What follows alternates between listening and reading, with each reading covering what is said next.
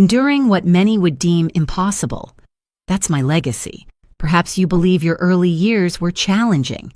Now envision maturing without paternal guidance, alongside a stepfather whose daily mission involved reminding me of my worthlessness. Compounding this domestic torment, I faced relentless mockery from classmates who treated my very existence as questionable. Throughout those formative years, I felt utterly transparent.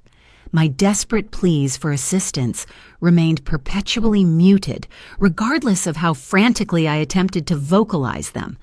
I'm Emily, and this narrative chronicles my triumph over seemingly insurmountable adversity. For countless seasons, I believed myself permanently trapped within an inescapable cycle of suffering. I couldn't have been more mistaken.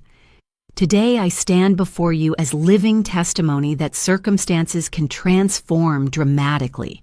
To anyone listening to my words now, please understand you aren't facing your struggles in isolation. My childhood unfolded in a modest apartment nestled in Chicago's outskirts, where my father's devotion remained the one unfailing constant. He represented my sanctuary, my personal champion. Regardless of whatever hardships each day presented, he invariably returned with warmth and tenderness for both my mother and me. I treasured those moments perched upon his knee while he wove bedtime tales. My mother would often observe with amusement that I was Daddy's little shadow. I aspired to embody his qualities, his strength, compassion, and unwavering willingness to assist others. Yet life never inquires whether we're prepared to relinquish those we cherish most deeply.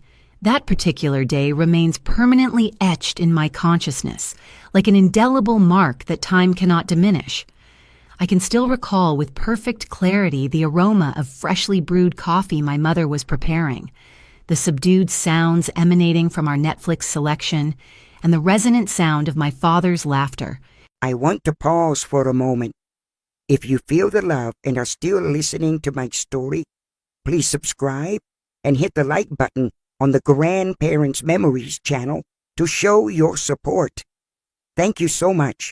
I was drawing in the living room when I heard a different sound.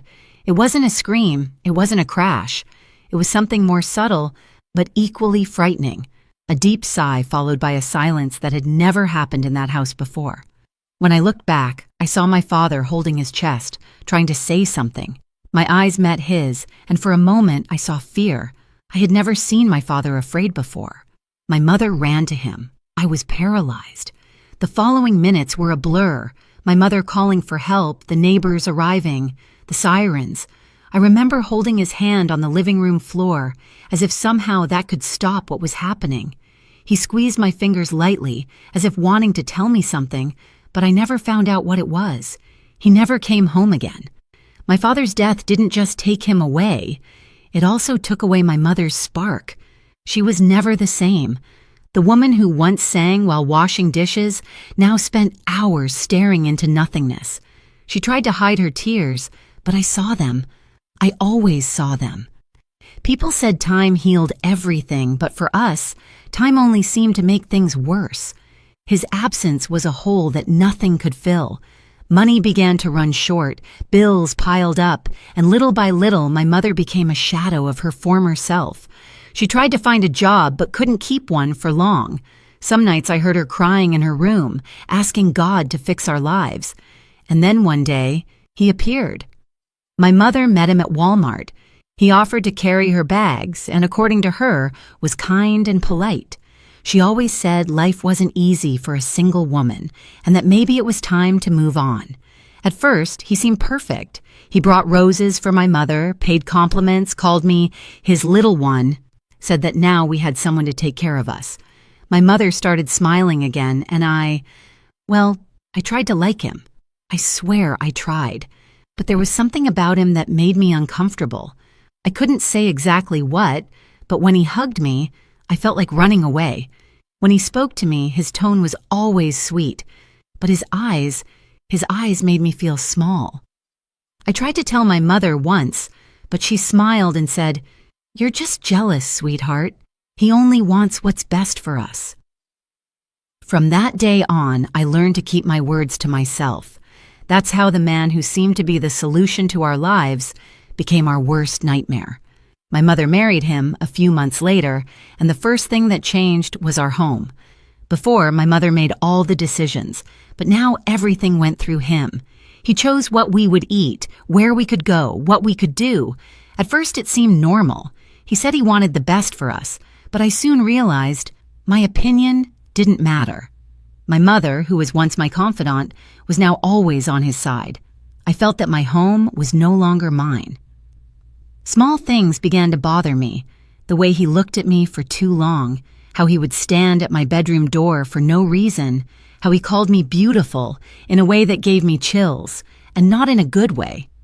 One day my mother left for work and he stayed alone with me. He called me to sit on the couch with him. My skin crawled. Something inside me screamed that I shouldn't go. "Come on, Emily. You don't need to be afraid of me," he said, smiling. And it was then that I realized I was afraid of him. When you're a child, home should be the safest place in the world. Home is where we should find comfort, affection, protection. But for me, my own home became my worst nightmare. And the worst part? I had nowhere to run. After that day on the couch, I began to notice things I had tried to ignore before, small details that, when seen alone, might just be coincidences, but together painted a truth I didn't want to accept. My stepfather always found a way to be nearby. If I was in the kitchen, he appeared. If I went to the bathroom, he passed by the door. If I went to my room, minutes later, he was around. At first, I thought it was paranoia. Maybe I was exaggerating, as my mother said. But the feeling of alertness never went away. Whenever he was nearby, my skin crawled, my heart raced, and I felt the urge to run. I remember one night in particular. My mother had gone to bed early, tired from work. I stayed in the living room watching Netflix, trying to enjoy a moment of peace. He sat on the couch across the room. "It's late, Emily," he said without taking his eyes off me. "Your mother is already asleep." I just nodded without saying anything. "Aren't you going to come say goodnight to me?" I felt a lump in my throat. He was smiling, but something in his expression was disturbing. "Good night," I murmured without moving. His eyes remained fixed on me for too long.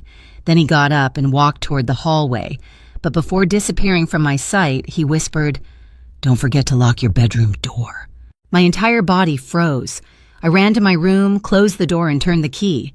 I lay in bed, but remained motionless, unable to sleep. I stayed there looking at the door, expecting the doorknob to move, for footsteps to appear in the hallway, for the worst to happen. And that night, for the first time, I realized that my own home was the most dangerous place for me. The following days were a game of silent resistance. I avoided being alone with him at all costs. If my mother was home, I stuck to her. If he entered a room, I left. But whenever he looked at me, I knew he was waiting for an opportunity. Little by little, he began to make sure to show who was in charge in that house. "This isn't a hotel," he would say when I took too long in the shower. "I'm the man of the house, so you have to respect me." If I left something out of place, I got scolded. If I took too long to answer when he called, I was punished. My mother saw everything but never said anything. She tried to keep the peace, as if she were between two worlds. On one side, the husband she loved, on the other, the daughter who had always been with her. But in the end, she chose him. That's when I realized I was alone. I knew I needed to tell someone, but who? My mother had made it clear she wouldn't believe me, and I had no one else. Until one day, my teacher asked me to stay after class to talk. "Emily, is everything okay?" she asked while closing a book. I swallowed hard. "Yes," I answered, looking at the desk. "Are you sure? You've been so quiet lately." It was my chance. My hands were sweating. My heart was pounding. I don't like my stepfather," I almost whispered. She frowned. "What do you mean?" He's not nice to me. And he scares me." There was silence. She looked at me for a few seconds, then smiled, trying to seem cool. "Oh, my dear, stepfathers can be difficult at first, but your mother loves you. I'm sure everything will work out. My chest sank. "But You're a strong girl, Emily," she said, interrupting. "These things pass." At that moment, I understood. No matter how loud I screamed, no one would listen. After that, I gave up. I closed myself off in my own world. At school, I barely spoke. If someone tried to start a conversation, I would just nod or give short answers. I began to walk looking at the ground as if I wanted to disappear, but disappearing wasn't an option. And then came the second part of my nightmare. If my home was no longer safe, school would soon become a place of pain, too. At first, I only suffered from subtle comments. "Look, there's the weird orphan. Don't get close to her, or your dad might disappear, too. Wow, she eats like a pig. No wonder she's that size." Each word was like a stab wound. The worst part? The teachers heard. They knew. But no one did anything. They just looked and pretended they didn't hear. I tried to convince myself it was just a phase, that it would soon stop. But it didn't stop. On the contrary, it got worse. One day we were in gym class. I hated this class because I was always picked last for teams. This time, when only I was left, one of the boys laughed. "Oh no, the whale again." Everyone laughed. I looked at the teacher, hoping she would say something, but she just looked the other way. At that moment, I felt that my existence was a joke to everyone there. And for the first time, I began to think that maybe it would be better if I weren't there. Days turned into weeks, weeks into months. My stepfather became increasingly controlling. He watched me all the time. At school, I was humiliated every day. I had no friends, no one to defend me. And then one night, as I looked out my bedroom window, I wondered, would it make a difference if I disappeared? It was the first time this thought crossed my mind, but unfortunately, it wouldn't be the last. I no longer knew who I was. For a long time, I tried to convince myself that if I became invisible, maybe things would get better. Maybe if I didn't bother anyone, if I shrank and kept quiet, my stepfather would forget about me. Maybe the kids at school wouldn't notice me. Maybe the pain would go away. The pain never went away. It grew day by day, like a shadow following me wherever I went. What was once a passing fear became a constant terror. I slept little. When I did sleep, I had nightmares, always the same ones. I dreamed that my mother left me behind, that my stepfather laughed while I cried, that the entire school watched me while pointing fingers at me. The worst part was waking up and realizing my nightmare didn't end when I opened my eyes. One night, when my mother had gone to work late, my stepfather stayed alone with me. I knew I had nowhere to run, so I did what I always did. I locked myself in my room and prayed he would forget about me. But that night, he didn't forget. I heard his footsteps in the hallway, the sound of his socks dragging on the floor. My heart raced. The doorknob moved. I curled up in bed, holding the comforter tightly. "Emily?" he called with that drawling voice, almost a whisper. "Emily." I remained silent. He turned the doorknob, trying to open the door. "Did you hear me? Open up." I held my breath. He pushed the door. The wood creaked, but didn't open. "You think a lock can protect you from me?" My entire body trembled. After a while, the footsteps disappeared down the hallway. But I knew this wasn't the end. It was just the beginning. The next morning, I got up with swollen eyes. I hadn't slept, but I couldn't miss school because if I stayed home, I would be alone with him. Even knowing what awaited me, I preferred to face the hell of school than that man. As soon as I arrived, I noticed the looks, the low laughs. I walked down the hallway and heard a group whispering, "She looks like a zombie. Look at her clothes. Looks like she slept in the trash." I swallowed the pain and kept walking, pretending it didn't matter. But inside, something within me was breaking a little more each day. In class, the teacher asked everyone to do group work. As always, I was the last to be chosen. "Who wants the whale in their group?" one of the boys asked, laughing. The entire class burst into laughter. The teacher heard it. She looked, but pretended nothing had happened. It was at that moment I realized I had nowhere to run. My home was hell. My school was hell. My life was hell. And I began to wonder, will this ever end? That same day, during recess, I went to the bathroom to breathe a bit. I looked in the mirror. My eyes were sunken. My skin was pale. I didn't look like a child. I looked like a ghost. That's when the door opened forcefully. It was 3 girls, the most popular ones in school. "Look who's here," one of them said, crossing her arms. "The poor little thing." They approached. My heart raced. "Do you think anyone here likes you?" another asked. "Do you think anyone feels sorry for you?" I remained silent. "Because I'll tell you a secret." She leaned close to my face. "Nobody cares about you. Nobody misses you. Nobody cares what happens to you. If you disappeared, nobody would notice." I stood there, unable to react. They left laughing, leaving their words echoing in my mind. And for the first time, I thought, maybe they're right. That night, I came home and went straight to my room. I sat on the bed, looking out the window. I wanted the pain to stop. I wanted the fear to stop. I wanted to disappear. And then for the first time, I thought of doing something extreme, something that should never have crossed my mind. I got up, went to the window, and looked outside. What if I simply ceased to exist? My heart was pounding. My hands were trembling. Maybe it would be better this way. Maybe it was the only way out. And then I heard a knock on the door. My mother entered. She looked tired, but looked at me with a concerned expression. "Are you okay, Emily?" I swallowed hard. I wanted to say no. I wanted to scream. I wanted to ask for help. But I just nodded. "Just tired." She approached, ran her hand through my hair. "I know things are difficult," she said, sighing, "but everything will get better." I didn't believe her, but at that moment her touch held me. That night I fell asleep crying, but I was alive. And that day, without knowing it, I had taken the first step toward my salvation. After that night, something changed inside me. I still felt fear. I still felt pain. But now I knew one thing. I was alone. No one would come to save me. Not my mother, not the school, not the teachers. I couldn't count on anyone. And if no one cared about me, then I didn't need to care either. That's how I began to close myself off even more. If before I walked with my head down, now I didn't even try to look at others. If before I still made an effort to participate in classes, now I just sat quietly, waiting for time to pass. I want to pause for a moment.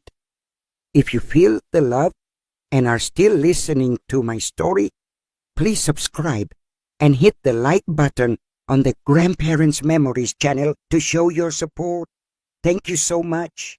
But no matter how much I tried to disappear, people's cruelty always found me. It was on a fall day that she arrived. I remember it well because it was one of those days when the wind cut through your skin. Dry leaves flew across the schoolyard and students ran into the classrooms, escaping the cold. In my class, the whispers began before class even started. "I heard there's a new student today. They say she came from another city. I hope she's pretty, at least." The boys laughed. The girls whispered among themselves, and then the teacher entered, bringing a girl beside her. "Everyone, this is Amber. She just moved here and will be studying with you from today. I hope you welcome her well." She looked ordinary, dark hair, fair skin, brown eyes that avoided contact. But there was something about her that caught my attention.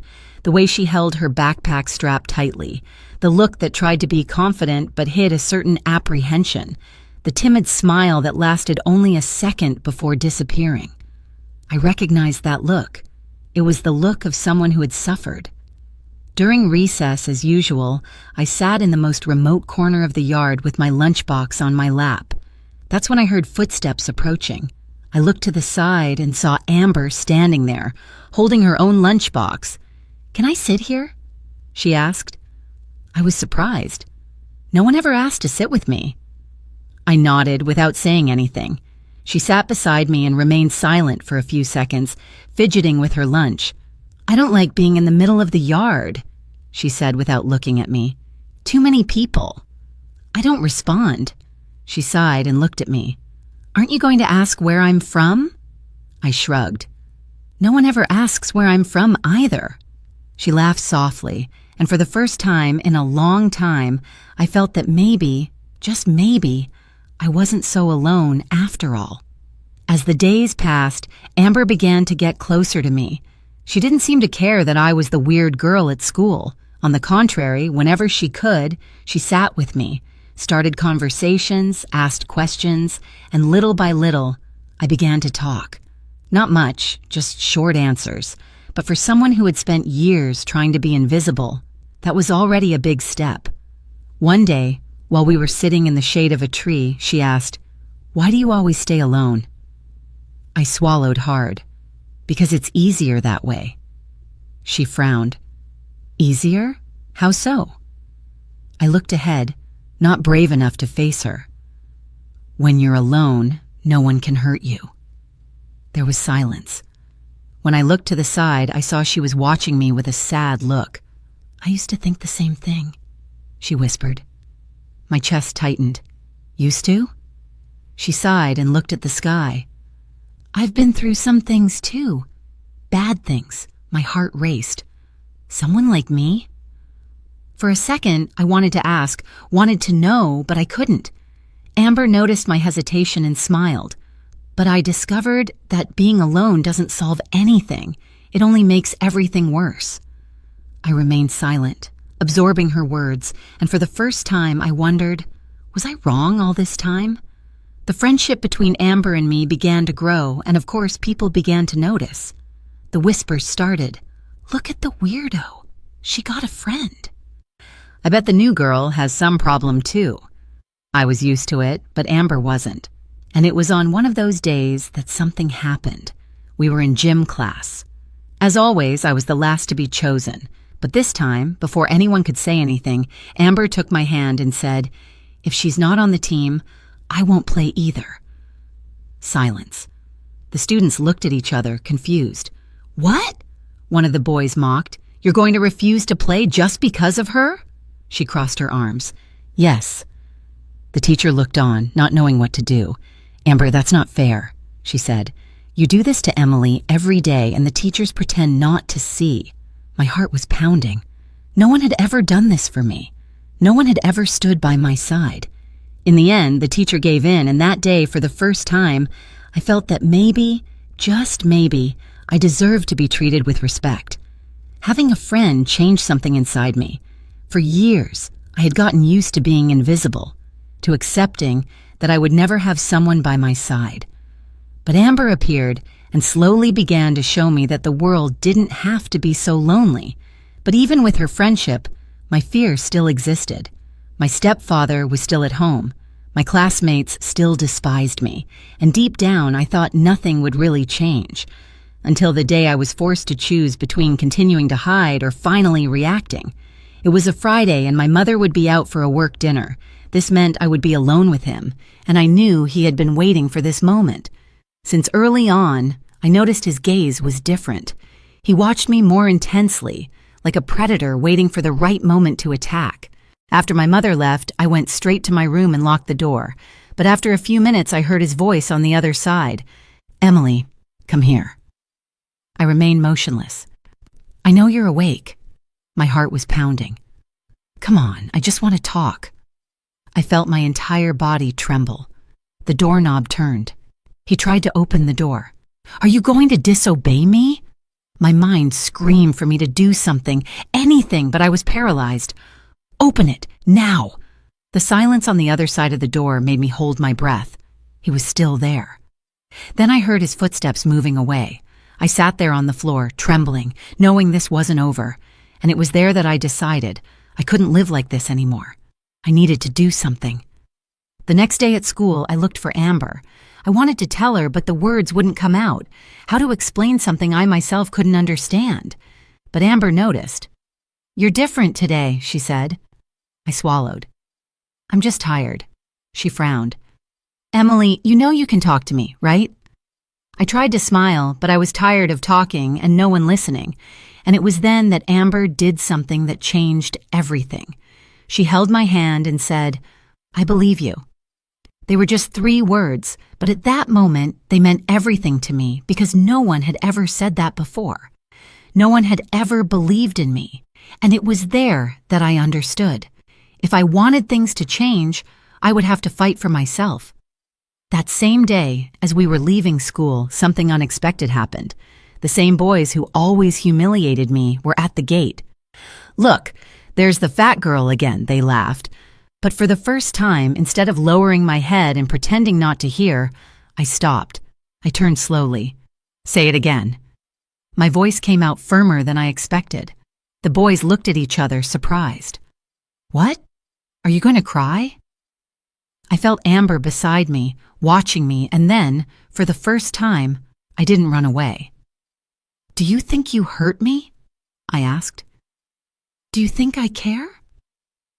They were silent. "I feel sorry for you," I continued, "because only weak people need to hurt others to feel better." The laughter disappeared. For the first time, the boys didn't have an answer. I walked away with my heart racing.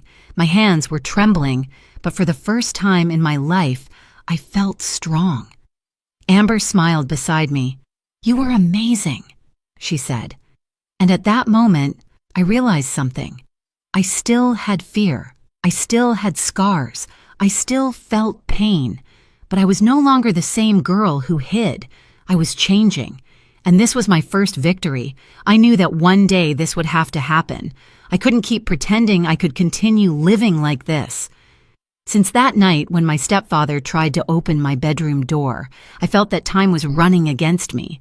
Sooner or later, he would try again, and I couldn't wait for the worst anymore.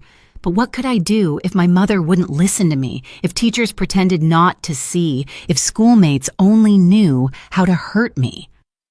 So, who could save me? That morning, I arrived at school feeling like I was carrying a ton on my shoulders. Fear never left me. My stepfather's face was in my mind all the time. His voice, his look, the way he imposed himself as if showing me I would never have a way out of that house. But Amber's words echoed inside me. "I believe you," and that's why, before class started, I looked for her. She was sitting in the hallway, leafing through a book. When she saw me, she smiled, but when she looked at me closely, her smile disappeared. "What happened?" she asked immediately. I swallowed hard. I wanted to say it, wanted to tell everything, but how to explain a pain that seemed bigger than words could describe? She waited, didn't insist, and then, without thinking too much, I sat beside her and whispered, "I can't go back home." Her eyes widened. "What?" "If I go back, something bad will happen." She was silent but held my hand, and I knew at that instant that she would listen to me, that for the first time someone would truly listen. Amber remained silent for a moment, but her look said everything. She understood. "You need to tell someone," she said, her voice full of urgency. "But who? My mother doesn't listen. The teachers don't care. Nobody cares." "I care." I was speechless. Then, before I could react, she stood up and said, "Come with me." I froze. "Where are we going?" "To talk to the school counselor." My stomach sank. "No, I can't." "Emily, do you want to continue living like this?" The question hung in the air, and for the first time, I really thought about it. Did I want to continue living like this? And for the first time, the answer was no.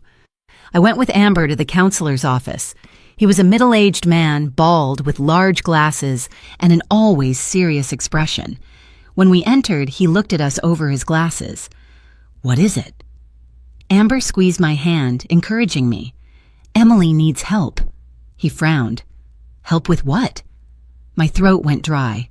Amber looked at me, waiting for me to speak. I took a deep breath, and then, for the first time in my life, I let the words come out. "My stepfather." That was all I could say before breaking down in tears.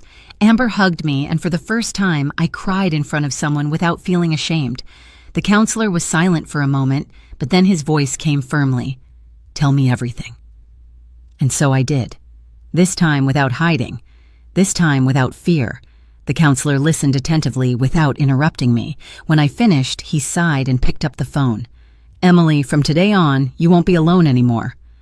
I didn't understand at the moment, but then he dialed a number and began to speak. "Yes, we have a case here.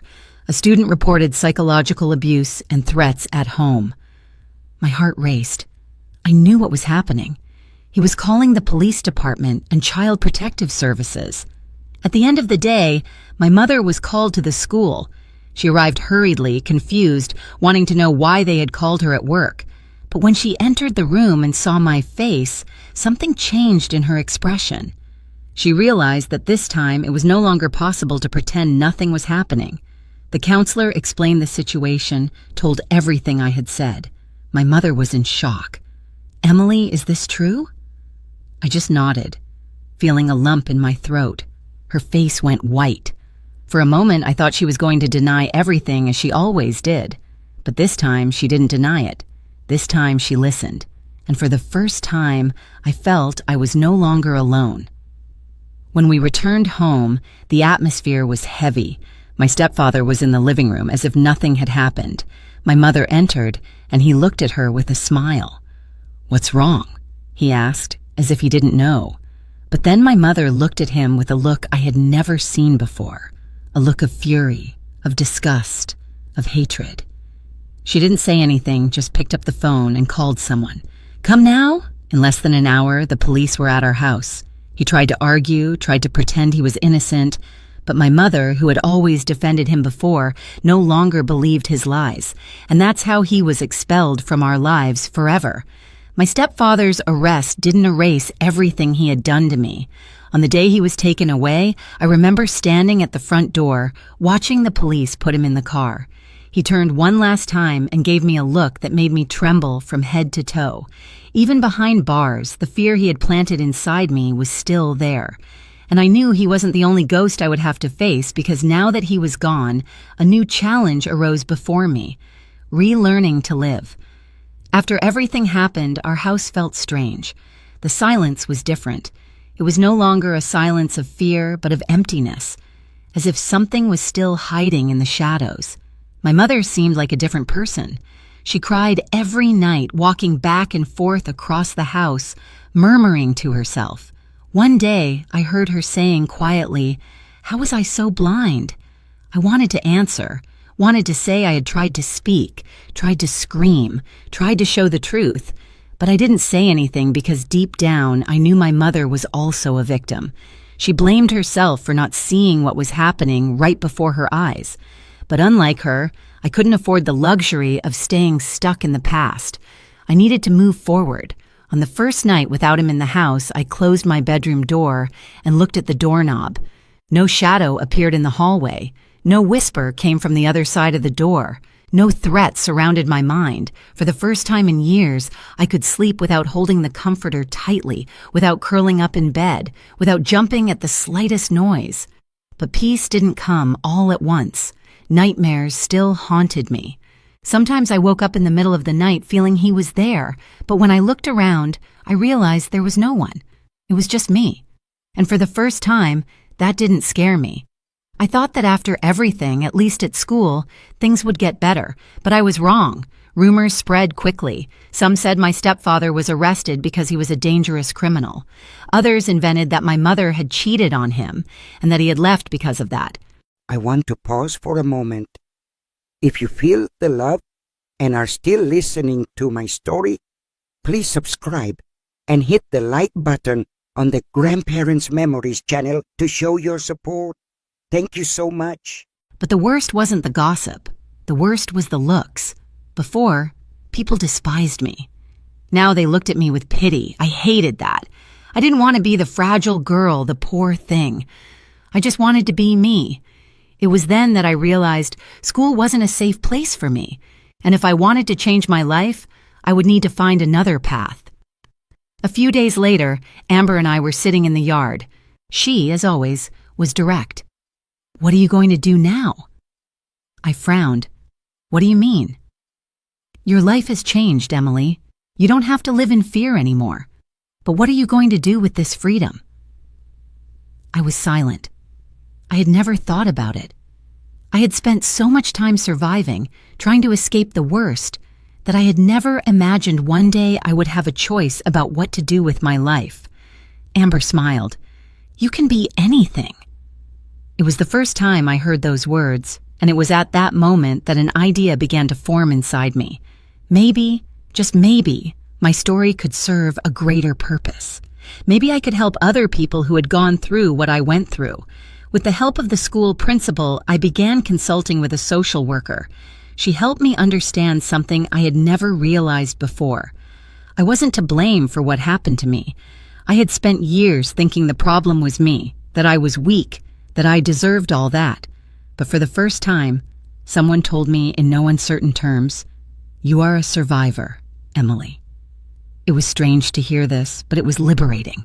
Little by little, I began to speak more, began to remove that pain from inside me, and with time, I realized that each time I spoke, a piece of that weight left my shoulders. Months later, the social worker invited me to an event about violence against children and adolescents at the Community Center, Chicago. She asked if I wanted to share my story with other girls. My first instinct was to refuse, but then I remembered what Amber had said. You can be anything. I took a deep breath and accepted. On the day of the event, I climbed onto the small stage and looked at the audience. There were dozens of faces, many of them girls like me. I knew some of them were going through what I had gone through. And then, for the first time, I told my story. I talked about the fear, the pain, the loneliness, the moment I thought there was no way out, and the day everything changed. And when I finished, silence took over the place. But then a girl at the back of the audience began to cry. She ran to me, hugged me, and whispered, "Thank you. You gave me hope." And at that moment, I knew my pain hadn't been in vain. Sharing my story for the first time was like opening a door I didn't even know existed. For years, I had carried my pain as an unbearable weight, a burden that crushed me every day. But at that event, when that girl hugged me and thanked me, I realized something. My story wasn't just mine.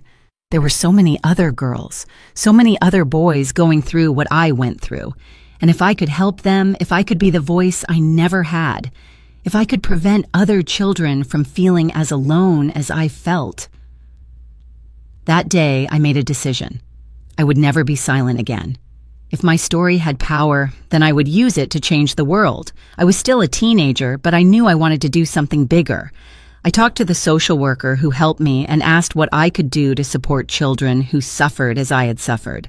She smiled and said, "You're already doing it, Emily. Just by telling your story, you're already changing lives." But I wanted more. That's how I began participating in meetings for young victims of abuse and violence. I heard stories as heavy as mine, some even worse. But for the first time, I didn't feel weak. I felt useful. Each time I held someone's hand and said, "I know how you feel," I saw in that person's eyes the same relief I felt when Amber told me, "I believe you." As time passed, my mother began to change too. She still carried the guilt, still cried some nights, pacing around the house. But little by little, she began to understand that she was also a victim of the situation. She began seeking psychological help, getting involved in support groups for women who had lived in abusive relationships. And one day, after a long time, she looked into my eyes and said, "Forgive me, daughter." It was the first time I heard this from her, and for the first time, I knew I could truly forgive her because I saw that she was also trying to rebuild herself. And just like me, she was succeeding. Years later, when I was already a young adult, I received an email. It was from a girl from one of the events where I had shared my story. In the email, she wrote, "I was about to give up on everything, but when I heard you speak, I realized I wasn't alone. You saved me, Emily." I remember holding that email with trembling hands because at that moment, I realized I was no longer the victim of the story. I was the protector. I was the one who gave hope. And for the first time, I felt completely free. That girl's email stayed with me for a long time. I read and reread it, trying to absorb the weight of those words. You saved me, Emily. For so long, I felt that my pain was useless, that all the suffering I lived through only served to destroy me. But at that moment, I realized that every tear, every sleepless night, every fear I faced, all of it brought me here. And now I had a purpose. I didn't just want to tell my story. I wanted to change lives. I never thought about pursuing an academic career. After everything I went through, I thought I wouldn't have a real future. But one day, while talking with the social worker who helped me, she said something that stuck in my mind. "Have you thought about studying to work with children and adolescents?" I was silent. I had never thought about it. "You have a gift, Emily," she continued. "People connect with you because they see truth in what you say. You can go beyond. You can make this your mission." That night, lying in bed, I thought about it, and for the first time, I dreamed about the future.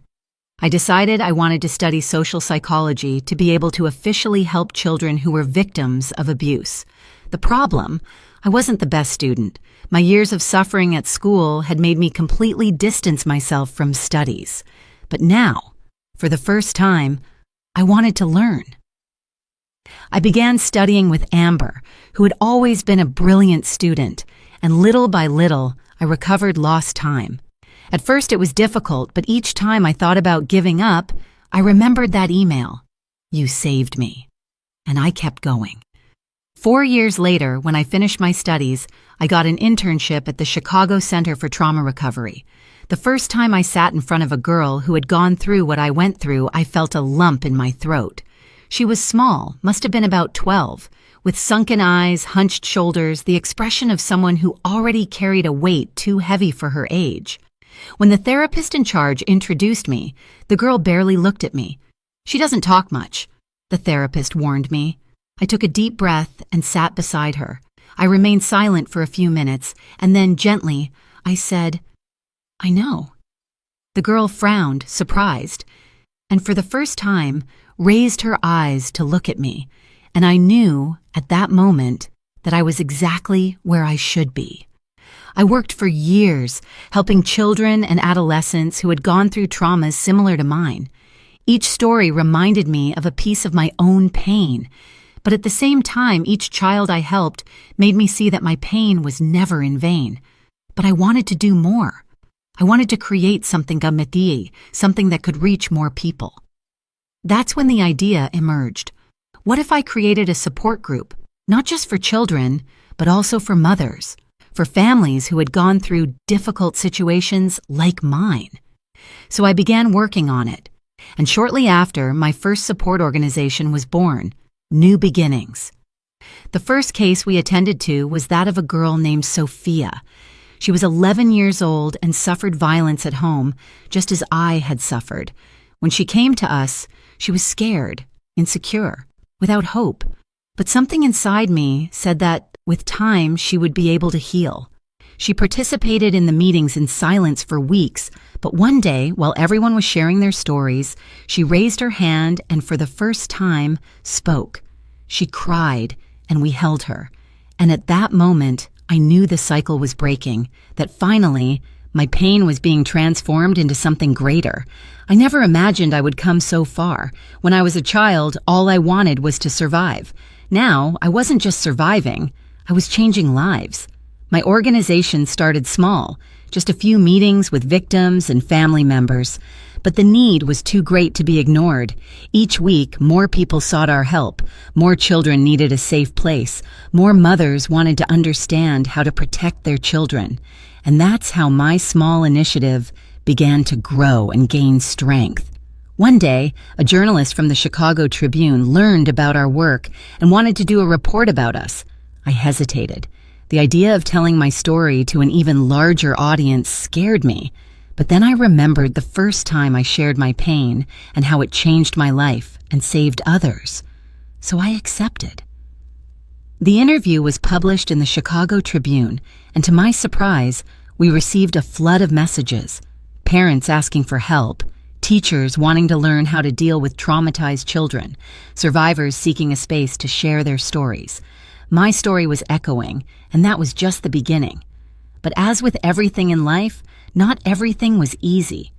Many people said domestic violence was a family problem, not a society's problem. They said children had to forget and move on. I knew it wasn't that simple. I saw the trauma in the victim's eyes. I knew the weight of living with invisible scars. So I began giving TED Talks in schools, companies, churches, any place that would let me speak. I wanted the world to understand that a child's pain cannot be ignored. And little by little, people began to listen. The transformation of my initiative became evident 4 years into the journey, through an encounter I'll carry with me always. While working at our support facility, I noticed an unfamiliar woman enter, her demeanor exuding both resilience and self-assurance. Only upon meeting her gaze did recognition dawn. This was the same individual who had reached out electronically years earlier with the simple yet profound message, "You saved me, Emily." With quiet determination, she declared, "I'm here because I want to extend the same lifeline to other girls." That declaration crystallized something profound. My mission had expanded beyond my individual experience. It now encompassed our collective struggle, offering renewed possibility to children who had abandoned hope of fresh beginnings. Reflecting on my journey, I've arrived at a crucial understanding. Suffering need not dictate our identity. I spent countless years believing my trajectory was irreversibly determined. I was mistaken. Alternatives always exist. To anyone absorbing my narrative who feels trapped in despair, please hear this truth. You aren't facing your challenges in isolation. Your inner strength surpasses your awareness. You possess the capacity to overcome your circumstances. I am Emily, and what I've shared is the chronicle of how I fundamentally altered my life's direction. I want to pause for a moment. If you feel the love and are still listening to my story, please subscribe and hit the like button on the Grandparents Memories channel to show your support. Thank you so much. Thank you all for listening to my story today. Looking back on my journey, I realized that every challenge, every tear has its own meaning. Pain does not define who we are, but how we overcome it does. The message I want to share with you today is simple. No darkness lasts forever. No matter what you're facing, no matter how alone you feel, remember that there is always light at the end of the tunnel. Sometimes that light comes from the strength within you, the strength you never knew you had. Each of us has the ability to rise above adversity and build a better life. Never give up hope, because hope is what guides us through the darkest times. If my story resonates with you, I invite you to subscribe to the Grandparents Memories channel so you won't miss more inspiring stories. Please hit the like button to support the channel and help stories like this reach more people. I also want to express my heartfelt gratitude to the founder of Grandparents Memories for inviting me to share my story here. Thanks to this platform, our experiences can touch hearts and possibly change the lives of those who need it. See you again in the next stories on Grandparents Memories. Every story is a journey, and I believe that within each journey, there are valuable lessons worth sharing. Thank you, and have a wonderful day.